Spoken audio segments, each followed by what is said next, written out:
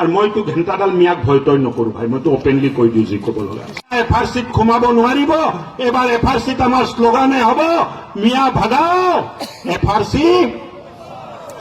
এইটোৱে আমাৰ। আৰু মইতো ঘেণ্টাডাল মিয়াক ভয় তই নকৰো ভাই, মইতো অপেনলি কৈ দিওঁ যি ক'ব লগা আছে। কোনো খাতিৰ ফাতিৰ নাই দেই মোৰ। নাকি বেয়া হৈছে নেকি মোৰ স্থিতিটো? না বেয়া হৈছে যদি বদলাই দিওঁ। মই মিয়াৰ প্ৰেমত পৰিলে কেতিয়া আপোনাৰ লগত নাহা হৈ যাম। সেইকাৰণে মই মিয়াৰ প্ৰেমত পৰিব নালাগে, আপোনাৰ লগতে থাকিব লাগে মই, হয় নে নহয়? নহলে মিয়াই চব অৰুণোদয় লৈ যাব। FRC নহলে এই মাটি যিটো ললে, মিয়া যদি সোমাই মাটি আমি আপোনাক গোটাই দিছো, কিন্তু ইহঁত যদি আহে ইহঁতে আপোনালোকক বেদখল কৰি মাটিটো নিজৰ কব্জাত লৈ লব। আজি প্ৰায় 465টা পৰিয়ালক আমি মাটিৰ কাগজ দি আছো। আৰু কংগ্ৰেছে শ্লোগান দিছে মাটি বচাও। মাটি বেলেগৰ পৰা বচাব নালাগে কংগ্ৰেছৰ ভাই ভনীসকল।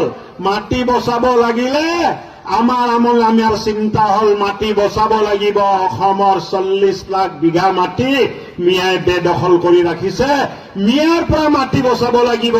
কংগ্ৰেছে যদি ভালকে বুজে এই শ্লোগানটো ঠিক কৰিব লাগে, মিয়াৰ পৰা মাটি বচাব লাগে।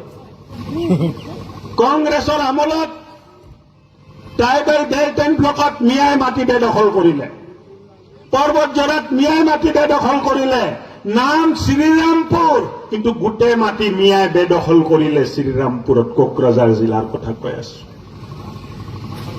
মিয়াই মাটি বেদখল কৰিলে। কাৰ মাটি বেদখল কৰিলে? জনজাতীয় মানুহৰ মাটি বেদখল কৰিলে, মিয়া মানুহে মাটি বেদখল কৰিলে। আৰু কংগ্ৰেছে আজি শ্লোগান দি আছে মাটি বচাও। কংগ্ৰেছৰ আমোলত জনজাতি ভাইসকলৰ মাটি মিয়াই বেদখল কৰিলে। এই কংগ্ৰেছক এইটো শ্লোগান দিয়াৰ কোনো অধিকাৰ নাই। মাটি আমি বচাব লাগিব, মিয়াৰ পৰা বচাব লাগিব। আৰু FRC অঞ্চলত যেন এটাও মিয়া সোমাব নোৱাৰে তাৰ ব্যৱস্থা কিন্তু আজি আপোনালোকে কৰিব লাগিব। এই দায়িত্ব আপোনালোকৰ আছে আৰু এই সংকল্প আজি আপোনালোকে ল'ব লাগিব।